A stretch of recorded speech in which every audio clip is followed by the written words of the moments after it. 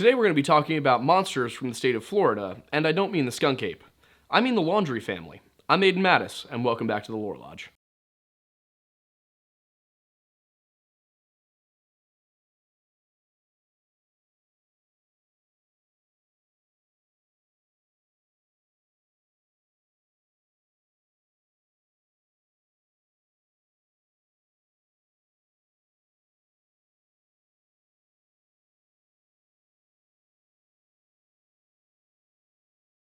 I was one of the first people to know when Gabby Petito went missing. Her little brother TJ reached out to me on Snapchat because he was one of my earliest followers at a time when a ton of my content focused on the missing 411 phenomenon, people who go missing in national parks with no known cause. Given the stuff that I talked about, he figured that I had the platform to reach out and tell people about this and maybe do enough to find his sister. So when he asked me to put out some sort of call for helping find Gabby, I did it. It wasn't even a second thought. And I posted what I believe was the 4th video under the hashtag #FindGabby. One of my followers reached out to me and asked me to talk about this. 22-year-old Gabby Petito has gone missing in Grand Teton National Park. She and her boyfriend were traveling to Yellowstone National Park and then went missing in Grand Teton. The last she was seen and heard was on August 25th, and they have received communication from her on the 27th and 30th, though it was only through text message, so they weren't sure that it was actually her. Her boyfriend is not considered missing, and the camper van has been recovered. This is all the information that was legally allowed to be shared with me, and I'll present the missing poster on the following slide. Gabby is 22, she has blonde hair, blue eyes, and Let It Be tattooed on her right arm, with a tattoo of a triangle with flowers on her left arm. Once again, she is no longer in the van has been recovered, and her boyfriend is not considered missing. If you see this video, please share it to spread the word, and if you have any details of Gabby's whereabouts, make sure to contact the Suffolk County Police Department. I'll be sure to post any updates as I receive them. There's 720,000 of you. Let's see if we can bring this girl home. A few days later, it was national news, and the rest is history. But that history needs to be told. You can go online and find all sorts of timelines that misinformation here and there. You can find opinion articles. You can find summaries of the case. But we wanted to really nail down what happened, how it happened, why it happened, and hopefully give everybody a sense of the true story here and the true evil behind what happened to Gabby Petito. And before we get into the timeline of events here, I do want to draw everybody's attention to something that should be next to the video you're watching, a fundraiser tab. We've partnered with the Gabby Petito Foundation and YouTube to make sure it is very easy for you guys to donate to that foundation, which seeks to provide support and resources to both men and women in abusive situations. The goal is to ensure that nobody finds themselves in a position where they don't have the resources and the support to seek help. And the sad truth of the matter is there are multiple times during this story when if somebody had just recognized the signs of abuse, it might have been prevented. With all of that said, let's get into the timeline of details here. In June 2021, Gabby Petito and her fiance Brian Laundrie left the Laundrie family home in Northport, Florida to go on a months-long trip around the United States national parks. They had been living at the Laundrie home for about a year, but they started their trip by heading north. First, they went to Charleston to visit some of Gabby's relatives, and then they headed further north to New York, to Long Island, where Gabby's family actually lived. They stayed there for a little bit, attended her little brother TJ's graduation, and then headed west toward Colorado so that they could start their trip. So they left Long Island at the very beginning of July and arrived in Colorado around the second weekend of July. They made their way through some of the state and national parks there and then headed up into Utah. And they were in Utah for most of the end of July as well as most of August. Now, as far as anyone knew at the time, Gabby and Brian were completely in love. Everything was perfect. This was paradise for the two of them. They were off living the life they had dreamed of, and nobody would have suspected that anything was going to happen between the two of them. Now, of course, their families knew that if you're with somebody 24 hours a day, 7 days a week for months on end, you might get a little irritated with them here and there, but that was just going to be some struggles of growing up and being in love. But some of those predictable arguments got a lot worse than anyone knew at the time.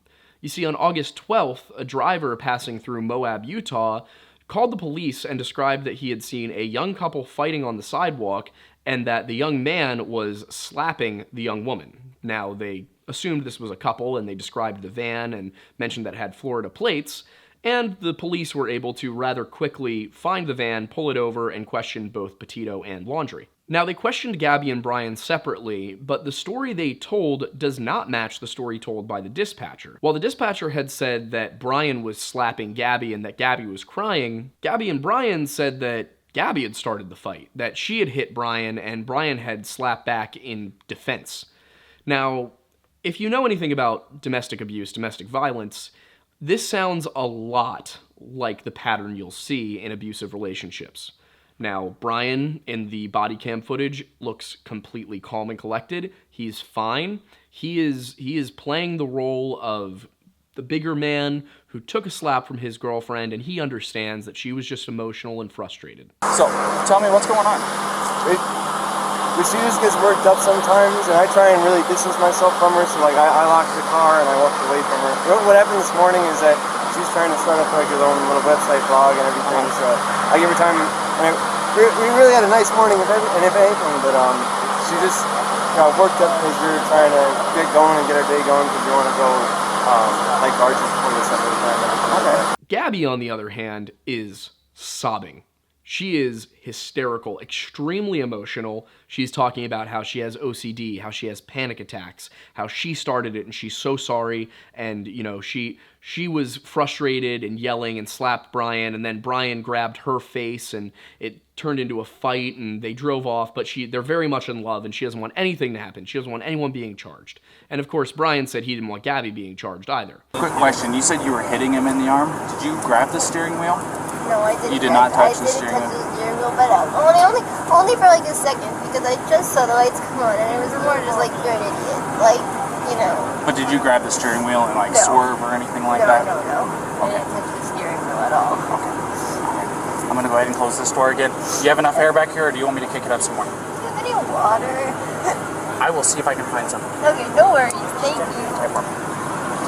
Now, in my opinion, what happened here is probably, and again, this is my opinion, that Brian, as was typical according to coworkers and other people who knew him, that he was very easily agitated, that he was kind of an outcast, that he was a loner, and he could get frustrated and violent at the slightest provocation. My opinion is that he got angry with Gabby for something, he slapped her, as was described by the caller to the 911 dispatcher, and then got in the car, got in the van, and said, if anyone pulls us over, if anyone saw this, anything like that, you tell them that you hit me first. You tell them that you started the fight, otherwise I'm gonna do something about it. I think that Gabby told the police that very blatant lie about what happened between her and Brian because she was scared of retribution. Now, of course, had the police been properly trained to detect a domestic abuse situation going on directly in front of them, they might have pursued some sort of charges, or at least brought Brian in for questioning. But instead, they decided to separate the couple for the night, and in the morning, the two will be allowed to carry on with their journey. Now, this is not totally surprising, because one of the two responding officers, the rookie having resigned after this, but the elder of the two responding officers, Eric Pratt,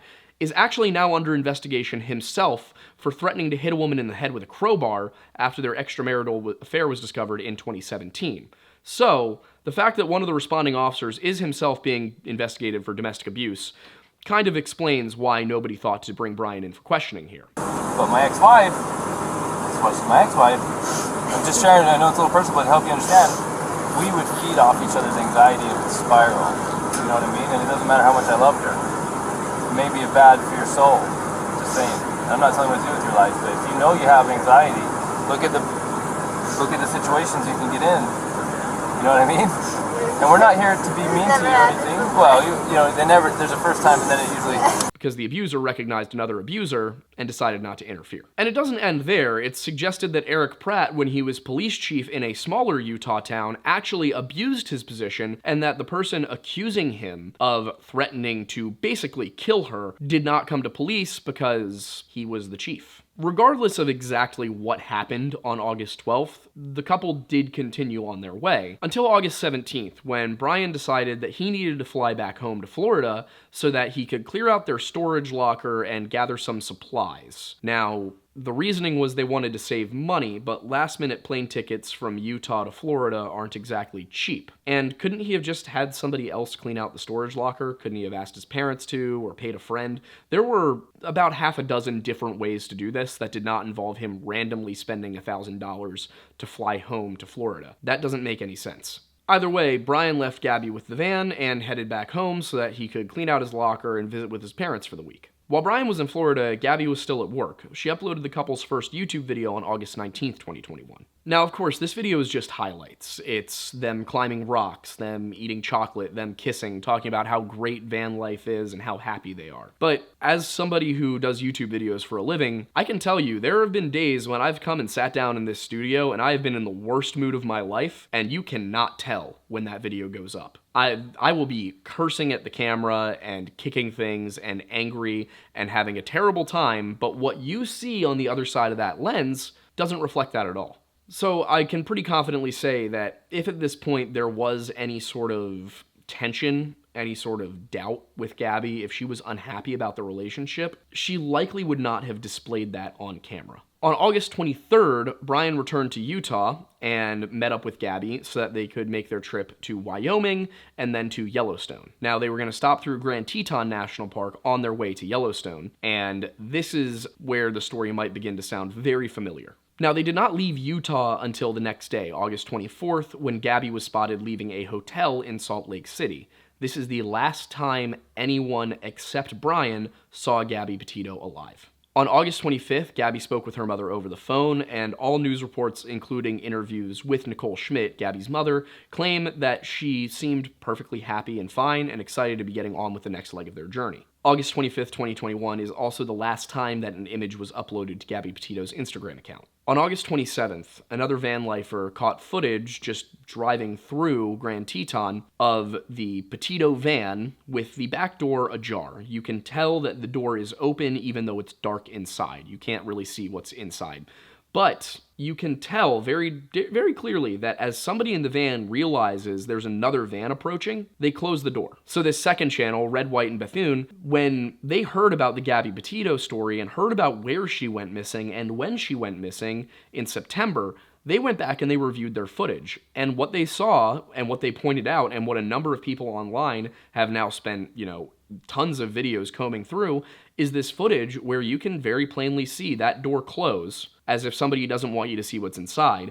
And then the van passes the Petito van, and you see a pair of flip-flops or sandals laying on the ground outside the van. And then in the front seat, a lot of people have suggested that you can see a person. You really can't. It looks like there's something sitting on the passenger seat, something small, and then maybe a pillow strapped to the front seat, the driver's seat, which was likely because somebody wanted back support or something like that. All we know from the video is that the door was open, somebody saw that second van approach and closed it. And this was between 6 and 6:30 p.m. local time in Grand Teton on August 27th, 2021. At 7:11 p.m. on August 27th, 2021, local time to Grand Teton, Gabby's mother received a text that says something along the lines of, "I've decided I want to go solo van lifing and Brian is okay with it. He's going to go camp out in the woods in a tent." So is this a breakup? We don't know. There's not a ton of information available publicly. So I can't go into detail about what that message meant or what the circumstances were, but I can tell you that it included a laughing emoji.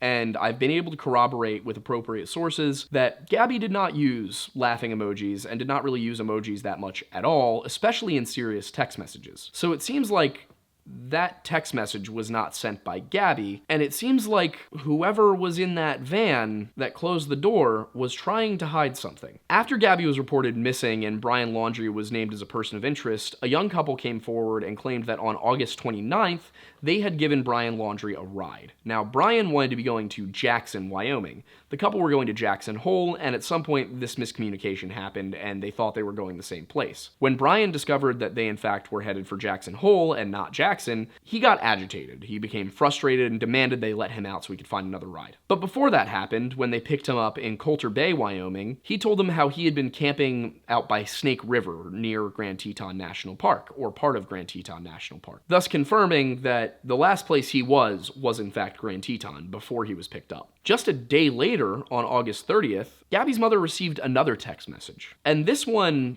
definitively was not from Gabby, and here's why. The text message read something along the lines of, "Can you please tell Stan that I don't have service in Yosemite? We're not getting his calls, the phone's not even ringing, we're just getting voicemails." Now, Stan was Gabby Petito's grandfather, and to her, he was grandpa, not Stan. Furthermore, they were supposed to be in Yellowstone, not Yosemite. Yosemite is in California. Yellowstone is not in California. Furthermore, Brian appeared back in Florida the next morning before 11 a.m. It is impossible to drive from Yosemite National Park in California to Northport, Florida in under 36 hours. In fact, on Google Maps, it takes about 41 hours. So that text that was sent to Gabby's mom on the 30th was not sent by Gabby. That was sent by Brian, and Brian was lying to Gabby's mother by telling her that Gabby was still alive. With Brian back in Florida from the 1st, we know that there is a time period during which the Laundrie family was well aware that Brian was still there and Gabby was missing. And they chose not to tell anybody. They did not go to police. They did not tell the Petitos. Instead, they took their kids, Brian and Cassie, on a camping trip about 75 miles from home. Now, Dog the Bounty Hunter would eventually enter the case and start to help looking, and he was the one that actually discovered this camping trip. Most important about this trip, however, is the fact that Brian is seen on cameras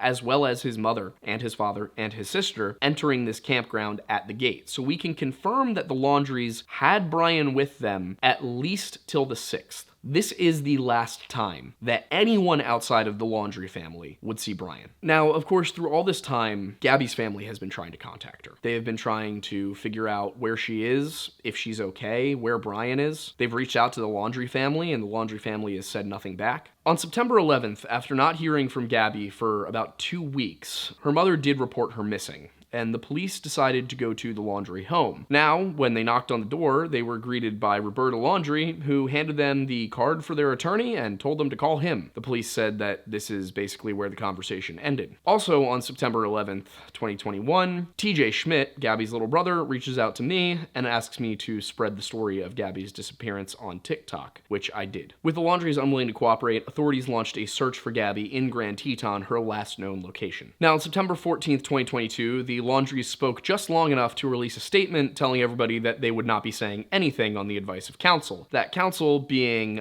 Steve Bertolino, an attorney who represents the Laundrie family, but apparently, according to him, does not represent the Laundrie's daughter, Cassie, who later stated that she feels like she has been left out of the loop and that the attorney, Steve Bertolino, is throwing her under the bus as protesters gathered outside of her home demanding answers. So if you're wondering exactly what kind of people the Laundries are, they're the kind of people who let their lawyer blame their daughter for their problems when their son kills somebody. That's the type of people we're dealing with here. The next day, September 15th, the police named Brian a person of interest. Now, this is ostensibly because he was the last person to see Gabby alive, and while they didn't have any evidence to suggest Gabby was dead, she was missing, and Brian was the only person who might know where she is. At this point, nobody has seen Brian since at least the 8th of September, and the Laundries are still refusing to cooperate with police. On September 16th, 2021, the Petitos put out a statement imploring that the Laundrie family help them find Gabby. And their sentiment wasn't even, we want you punished, we want Brian,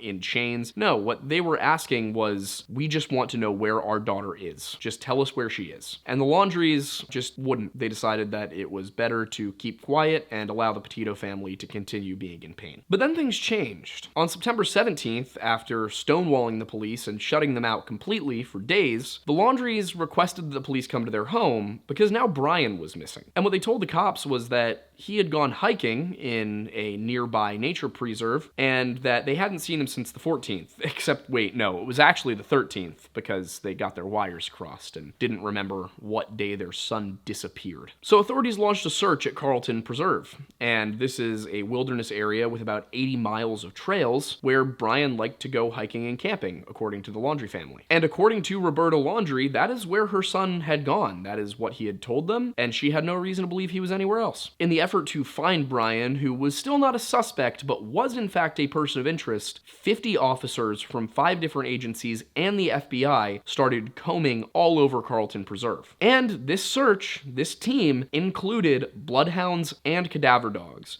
And I need you to understand that bloodhounds, as long as they're given the scent, they can track somebody for miles. And cadaver dogs can find a body in up to 30 meters of water or 15 to 30 feet underground, and they can smell bones that are up to 25 years old. So if Brian's body was in that preserve, or if Brian was alive in that preserve, they were gonna find him. A couple days later, on September 19th, remains were found in Grand Teton that matched the description of Gabby Petito, but pending forensic analysis, the identity was not yet confirmed. On September 20th, police officers armed with a search warrant arrived at the Laundrie house in Northport, Florida. They escorted Christopher and Roberta out and served that search warrant. It took them several hours to do so, during which time they questioned the couple. Now, it's important to note that the people who served the search warrant were the FBI. This was federal police, federal investigators, not local authorities. Came in, took the Laundries out of their home, questioned them, executed the search warrant, and meanwhile, local authorities as well as more FBI agents were out in Carlton Preserve looking for Brian. The next day, September 21st, the remains from Grand Teton were confirmed to be that of Gabby Petito, and the method of death, the cause of death, was determined to be strangulation with possibility of blunt force trauma. On September 22nd, as a result of the remains being confirmed to be that of Gabby Petito, an arrest warrant was issued for Brian Laundrie after a federal grand jury, indicted him. But they indicted him on charges of fraud because they, I guess, couldn't tie him directly to the murder. This is also how they got Al Capone. They indicted him for tax evasion, not all the mob stuff. So often the federal government, if they feel like they can't indict somebody for a bigger crime, will go for a smaller, more concrete crime because that at least allows them to bring that person in and hold them while they search for more evidence of the thing they're actually trying to pin them on. On September 23rd, the Moab Police Department, realizing what was going on here and that they had really screwed up when they failed to hold Brian Laundrie and question him and potentially save Gabby Petito's life, they launched an investigation into their own department to figure out what happened here. Why did we miss this? On September 25th, sensing that this was probably going to need some outside intervention, Dog the Bounty Hunter got involved and actually did a pretty good job. He located a couple of possibilities for where Brian might be hiding out, and he's the one, as I mentioned earlier, who actually found out about the Laundrie camping trip in Fort DeSoto. He's the one who found that footage and confirmed that, yeah, the Laundrie family was with Brian. They went on a camping trip with him 6 days after he returned home in his girlfriend's van with his girlfriend's phone and his girlfriend's wallet without his girlfriend. I can't really think of a good reason to go camping under those circumstances if your plan was not to get away from home in case the police come looking for you. On September 26th, 2021, Gabby's family, because the Laundries had not told them where the body was and had basically just avoided taking any responsibility for anything at all that happened, the body of Gabby Petito was still in Utah, or Wyoming, sorry, being autopsied, and they were trying to figure out exactly what happened. They were trying to do all of the forensic research that they could, which forced Gabby's family to bury an empty urn. They did not get to bury their daughter. Because Christopher and Roberta Laundrie are cowards at best and absolute evil people at worst, the Petito family could not bury their daughter. And I want that to sink in. And on the off chance that a member of the Laundrie family does see this video, I want you to really think about that. That your son killed a girl, hid her body. You stayed quiet despite knowing all of it. And you forced this family to bury an empty urn instead of their daughter. You took away that moment of closure. They had the possibility, had you guys just owned up to what your bastard of a son did, to say goodbye to their daughter. And part of me does hope that the story about what supposedly happened to Brian is true, because at least then you didn't get to say goodbye either. But unfortunately, I think you're full of shit. On September 28th, 2021, the Petitos held a press conference thanking law enforcement and the thousands of people across social media who teamed up to try and find Gabby, to try and find evidence of where Brian might be, and who, at the very least, brought a little bit of closure because they at least knew what happened to Gabby. At this point, they also announced the creation of the Gabby Petito Foundation, and I'm going to talk about that again at the end of the video, but again really quickly. The Gabby Petito Foundation is an organization that is dedicated to providing support and resources to both men and women who need help escaping abusive situations. They want to make it so that there is never a situation again where somebody cannot seek help because they don't have the resources or the information. And I think that's a very noble cause, and it is very worthy of your donations. On September 30th, body camera footage from that August 12th encounter with the police is released, and what that body cam footage shows is everything I described from August 12th. Gabby sobbing, Brian looking cool as a cucumber, and both of them lying to the cops about what happened, because again, we have the call. We have the 911 call. Both of them were lying, and I believe, it is my firm belief, that the reason that Gabby lied is because she was terrified of what Brian would do to her if she didn't fib. But despite the fact that she says she started the fight, and she blames herself, and she talks about how she got frustrated about something,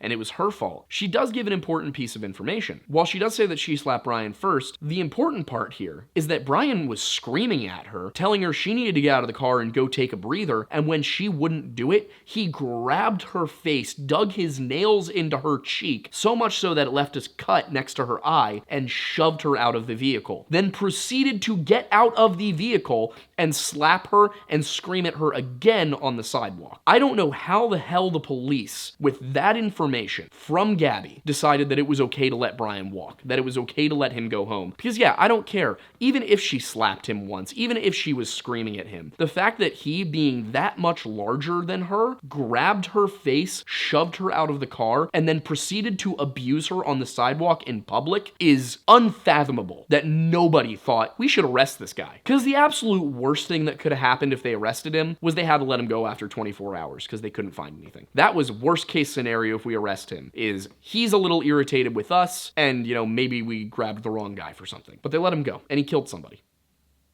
On October 4th, 2021, Cassie Laundrie, Brian's older sister, tells protesters gathered outside of her home that she doesn't know anything about Brian's whereabouts, that her family is not talking to her, and that attorney Stephen Bertolino is trying to throw her under the bus. Now, at this point, I would like to award the first annual Lore Lodge World's Slimiest Attorney Award to Stephen Bertolino. And considering what we know about attorneys, that is one hell of an award to win. Congratulations, good sir. You're the worst. Like, the worst. You know the joke about where attorney, what is it?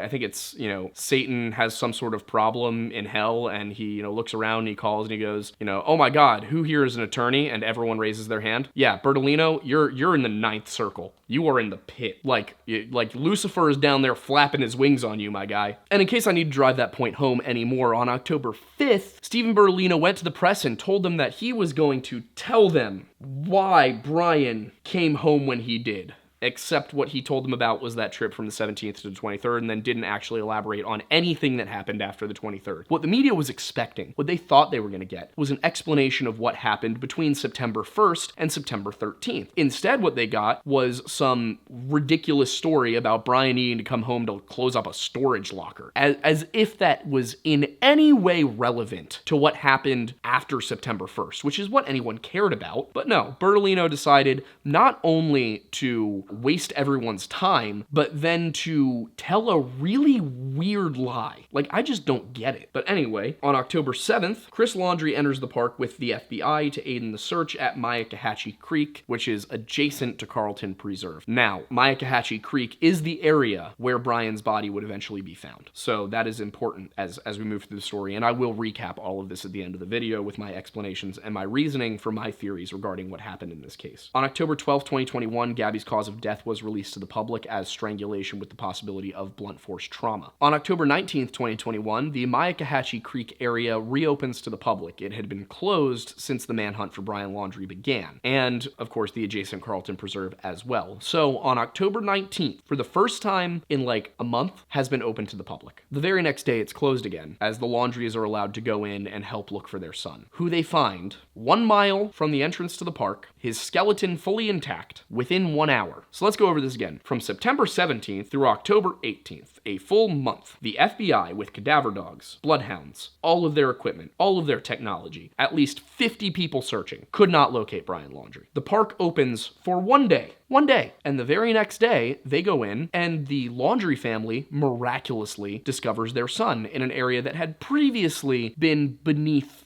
3 feet of water. As I mentioned, a cadaver dog can smell remains up to 25 years old in up to 30 meters of water. But anyway, where they find Brian's remains within the general area, which think of a radius of like 250 feet around the skeleton, they find things like a dry bag, a backpack, a notebook, some animal remains, a bunch of various things. And we'll get into more detail about what exactly they found and where. But point of the matter is, they found Brian fully decomposed in 3 feet of water. Now, bodies take longer to decompose underwater. It had been maybe 5 weeks. There really was a very low likelihood that Brian would decompose that fully. So what happened there? Well, we're getting into that. But first, I want to bring up that part of the scene that was found, they found a handwritten note. This is not the note that contained Brian's confession, but they did find a handwritten note. They also found a hat that read Moab Coffee Roasters, which is the most on-the-nose thing I've ever heard of. Like, these people aren't writers because that's way too obvious. Nobody who's coming up with a good lie would ever be that bad at it. Like, the Moab Coffee Roaster hat? Really? Anyway, the next day, October 21st, dental records are sent in, and they confirm with a local dentist, a forensic odontologist, I believe is the term. They confirm that these are Brian Laundrie's teeth, and we'll get into why I'm suspicious about that in a minute too. But they do come to the conclusion that yes, this in fact is the body of Brian Laundrie. You don't really hear much for another month, but on November 23rd, the medical examiner's report is released to the public. The medical examiner concluded that Brian was killed by a self-inflicted gunshot wound around the left temple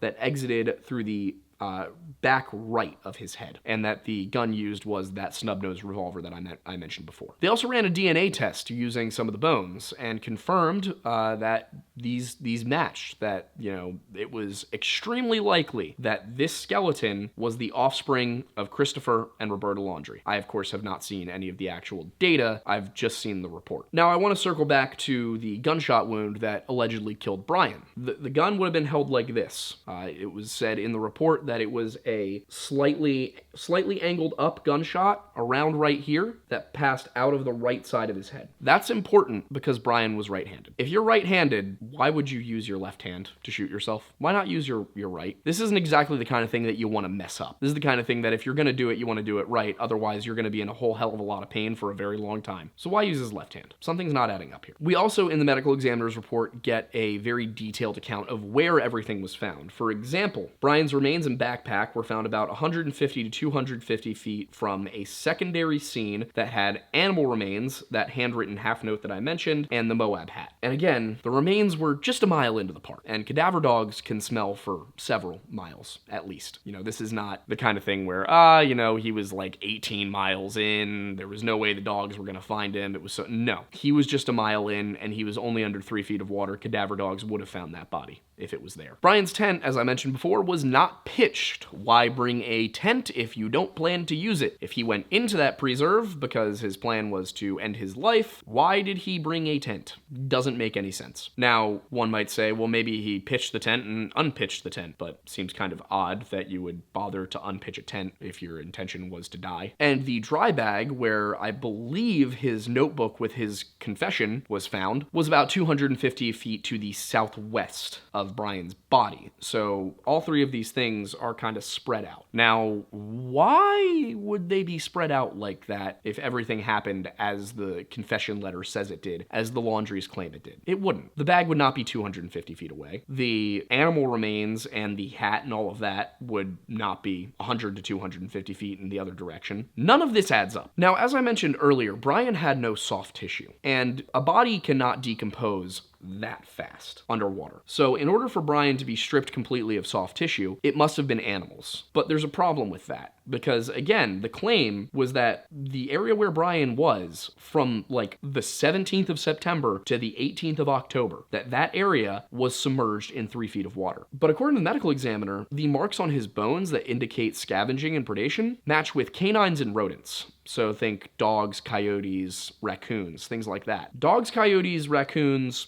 don't hunt underwater. They don't scavenge underwater. But at the same time, there were no signs of predation from a larger predator like an alligator. So alligators didn't rip Brian apart, and coyotes don't scavenge underwater. So where was all of Brian's soft tissue? Also in the medical examiner's report, this is kind of tangential, it doesn't really matter, but the tox screen came back negative. He was not on any sort of drugs. But according to the coroner's report itself, Brian died anywhere between 45 days to 672 days prior to the skeleton being found. But he'd only been missing for 37. So the longest stretch of time during which he could have been dead was still not enough time for his body to decompose to the extent they claimed it was. Furthermore, the coroner's report suggests that the skeleton reflected a 16 to 25-year-old white male standing 5'6" to 6'2". But the raw data suggests that 25 would be the minimum age, and it would be on the upper end almost 35 years. Now, the coroner corrected the data using a new method. He explains that he used the formulas of Meindl, Lovejoy, Mann, Iskan, and Suchet Brooks et al. In most of these cases, and then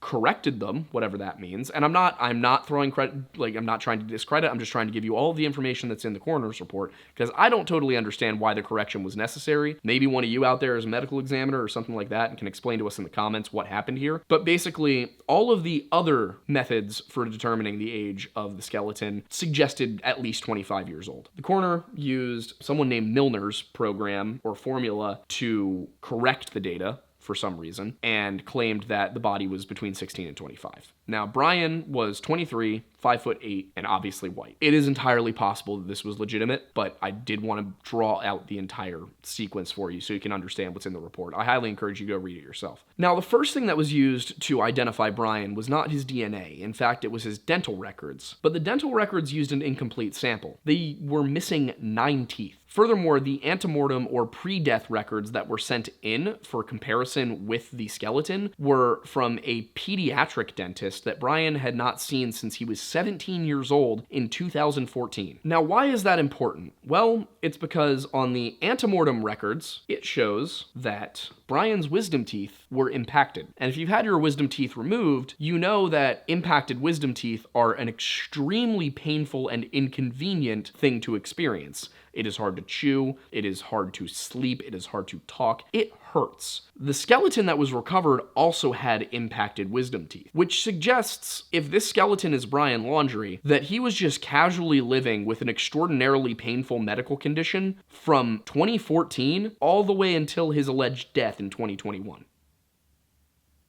That is a long time to live with impacted wisdom teeth. Now, impacted wisdom teeth are usually treated by removing them. So the skeleton, if Brian was known to have impacted wisdom teeth at age 17, that skeleton should not have impacted wisdom teeth. I don't know what happened there, but I cannot imagine a circumstance under which Brian lived with impacted wisdom teeth for 7 years. That is insane. I mean, maybe. Like, it's possible, but wow, is that unlikely. We don't get any more information until January 21st, 2022, when the FBI released a statement suggesting that the notebook recovered from the dry bag contained some sort of confession from Brian, but we didn't get to see what that confession was until June 24th, 2022, when Steve Bertolino, the attorney for the Laundrie family, released the confession. And what it is a rambling, incoherent set of lies and falsehoods concocted probably by Bertolino or someone in Brian's family before this entire thing with him going off into the wilderness even happened. Because Brian tells a story about how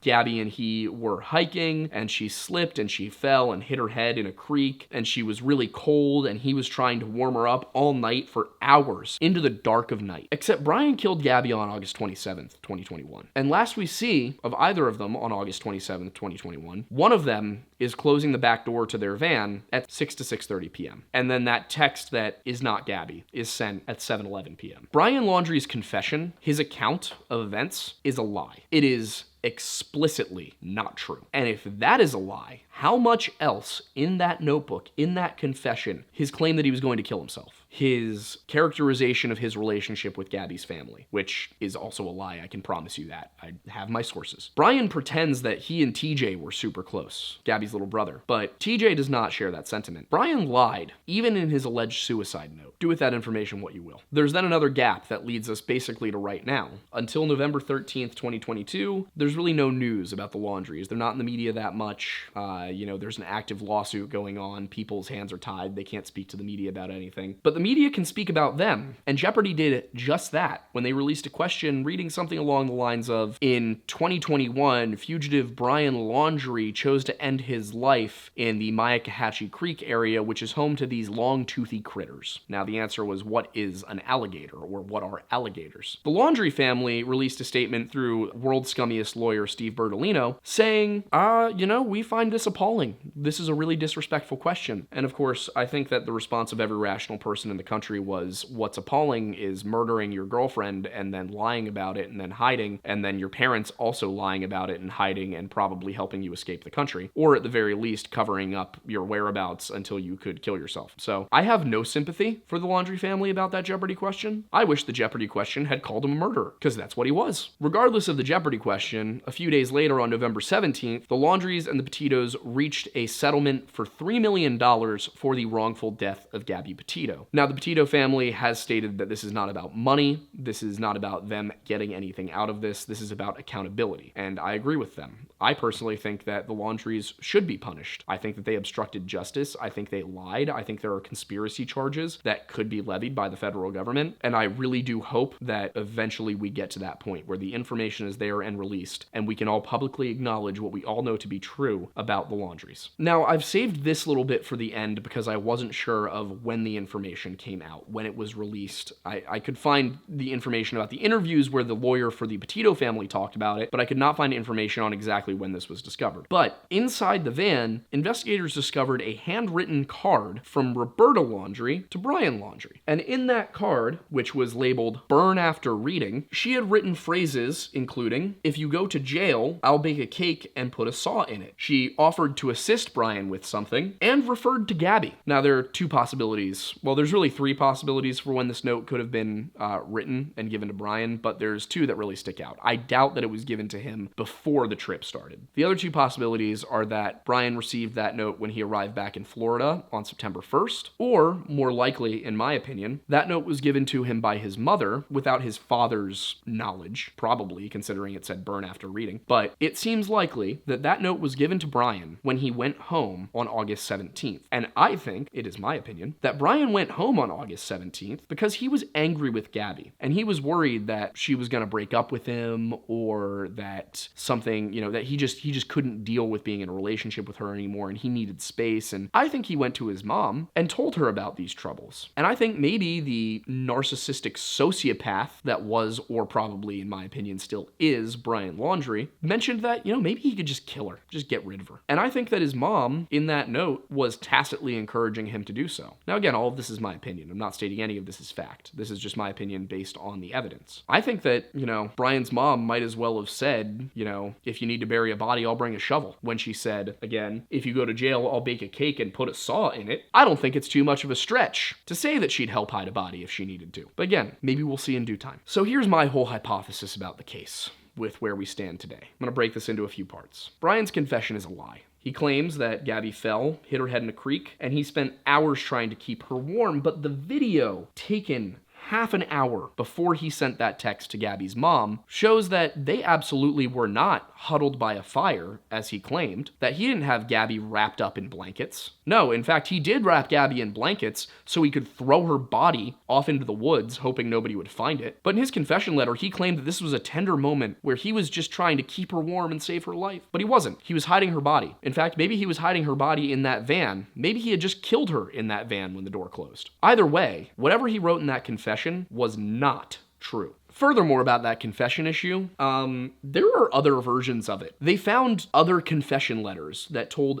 different stories than the one that was eventually released on some of Brian's devices. And this is all public information. Now, what specifically those say is not public information yet. I believe Freedom of Information Act requests have been submitted to get this information, but as it stands right now, we don't know what those other confession letters say. The only people who know are the Petito legal team, the Petitos, the Laundrie legal team, the Laundries, and the government. So once that information comes out, I think we're gonna need a lot more clarity on what happened here. And It's my opinion that Brian's lawyer told him to come up with a story. Brian came up with several. He then forwarded them along to his family and his lawyer, and they picked one that they liked the best. He scribbled it down on a piece of paper, threw it into a dry bag, and then whatever happened, happened. And just to really drive the point home here about Brian's claim that this was a mercy killing, that he was putting her out of her misery as if he couldn't have tried to drive her to a hospital or, anything else other than killing her.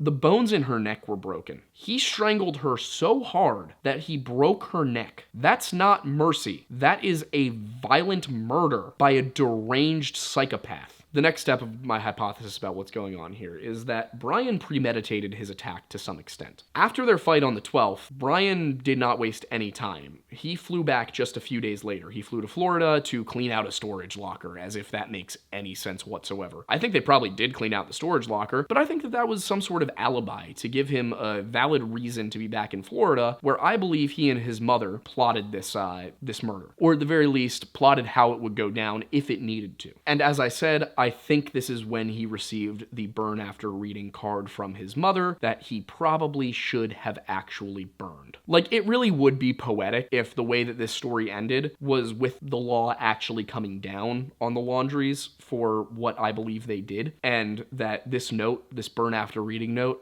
that if it's the key piece of evidence, I couldn't have written a better story. That would be perfect. But furthermore, on the premeditation point, Brian deliberately misled the Petitos by saying that they didn't have service in Yosemite. Now remember, they were going to Yellowstone, which is definitely not Yosemite. Yosemite is in California. Brian seems to have had a bit of a brain fart here, or a Brian fart, you might say. And he gave them the wrong location. Now this tipped people off something was wrong, of course, on August 30th when he sent the text message. But even when he sent that text message, he can't feasibly have been in Yosemite or in Yellowstone, because those places are too far away. He must have been very close to Florida, and he was trying to throw them off the track. Now here's where we move from what is concrete, what is almost certain, in my opinion, into I can't prove this, but something in my gut tells me. And I have reasoning, I just don't have proof. So here we go. Brian was never in that park. I want to reiterate, cadaver dogs. I did the research, I looked it up. They can find 25-year-old bones in 30 meters of water, 15 to 30 feet underground. They can sniff this from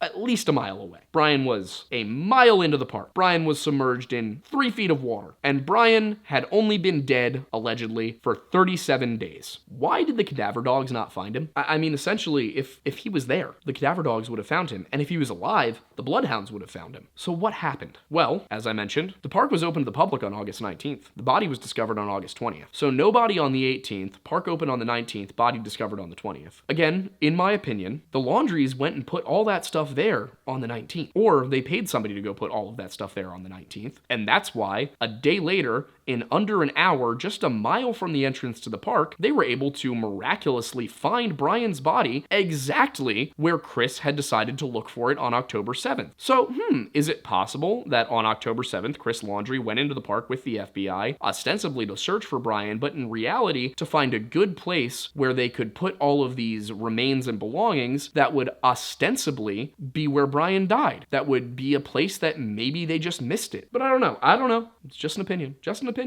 Also, if the Laundries don't like my opinions and they think about doing anything funny, I love my life and I would never hurt myself. Just saying. If you're willing to hide that your son killed somebody, I would not put it past you to have somebody killed, in my opinion. And my final, most conspiratorial point on this. Brian's not dead. Oh, what? Oh my God, the DNA evidence. DNA evidence can be faked. Dental records can be faked. People fake their deaths. Not all the time, but enough times that it's not out of the realm of possibility that they found a way to fake this. Now again, I saw the coroner's report. I did not see the raw data. I was not there for the process where they actually ran the DNA analysis. For all I know, somebody could have paid somebody off. But again, like I said, I can't prove that. It's just this feeling that I have in my gut that something is not right here, that something is being obfuscated. But if Brian's alive, he can't be in the US. He would get found. True crime is one of the biggest topics in podcasting, TV, YouTube, all of that. People would recognize him immediately. So he can't be in the US. And he also can't be anywhere that has an extradition treaty with the the US, and especially not in the Anglosphere. Because if he's in the Anglosphere, somebody's gonna recognize him. They'll know. They have English-speaking news. This was not just national news, this did make it overseas. So wherever he went, we're looking at some place that doesn't have an extradition treaty with the US or has been inconsistent about extradition. We're looking at a sizable white population so that he could blend in, and we're looking at English being common enough in major cities that he would not be completely out of his depth and unable to communicate. He needs to be somewhere where he has time to learn the local language. So I put together some possible locations for you.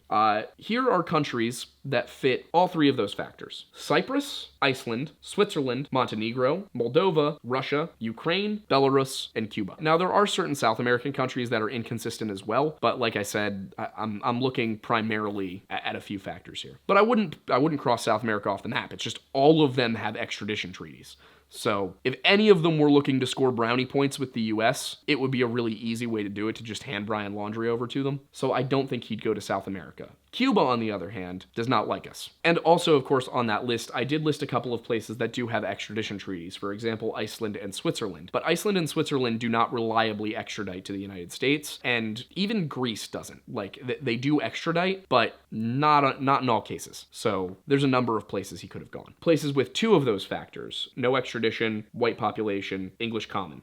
Anything ending in Stan, except for Pakistan. Literally all of the Soviet former satellite states that end in Stan, those all are on the table. Arab states other than Jordan and Egypt, which both have extradition treaties with the United States, Armenia, Georgia, and Iran. I will admit I was a little surprised that Armenia did not have an extradition treaty with the US. And places that have just one of those factors: China, most of Africa, Indonesia, Vietnam, Laos, Cambodia, and North Korea. Those all seem very unlikely. So my top picks here, I'm looking at Cyprus because it has a considerable white English-speaking population, about 25%, and a very low cost of living. It is about a quarter less expensive to live in Cyprus than it is in the US. Russia, which is a very common location for American refugees. Only about 11% of Russians actually speak English, but you could figure it out if you really needed to. You could get around. You can always use Google Translate, software like that. So that's also a possibility. That's where Snowden is. You know, it would be an option. And then Switzerland and Iceland are both also on the table. And I picked those because while they do have extradition treaties, neither of them are like super buddy-buddy with us. And finding Brian Laundrie, picking that guy out of a crowd in Switzerland or Iceland would be really difficult. He's a 5'8" tall white guy. Like, he's the main demographic of both of those places. So I don't know. I don't see it being likely that he went to the 1 or 2 factor places. Again, it's possible, but unless he went to Eastern Europe, I really think Cyprus, Iceland, and Switzerland are the top choices here, maybe Montenegro. So those are my thoughts. But if anybody is watching from any of those countries and you happen to see a guy that looks like Brian Laundrie, contact authorities or contact me and I can contact the right people. Now, as we're getting to the end of this video, I do want to re-emphasize that everything I said here was my opinion based on the research I have done. Now, of course, there are things that are factual in here. I did tell you when things are my opinion. So anything that is not a simple factual statement that you watched and saw and heard in this video is my opinion. But I back that opinion up with evidence. And I'm not going to make any claims here. I don't want to defame anybody. But based on what I've seen, it seems very unlikely to me that the Laundries actually didn't know anything, that they didn't hide Brian, all of that. And at the end of the day, what I really care about here is justice. I want whoever is responsible for this to face it. I want them to admit it. I'm sick and tired of people getting away with things like this just because they can. And the best thing that you can do is to help donate to the Gabby Petito Foundation. There's a fundraiser for it attached to this video. We've made it very easy for you. If you have the money to spare, send them $5. It's the price of a Starbucks latte. And that Starbucks latte for you might mean somebody else's life being saved. So if you can, please help contribute. Help stop what happened to Gabby from happening to other people. This is usually the point of the video where we'd place our sponsors and all of that, but that's not really the point here. So, you know how you can support us, but what's most important right now is that you help support Gabby Petito's family, their foundation, and the work to prevent people from being victims of abuse, from going missing, from being murdered, all of those things. Thank you so much for watching. I'm Aiden Mattis, and thanks for stopping by the Lore Lodge.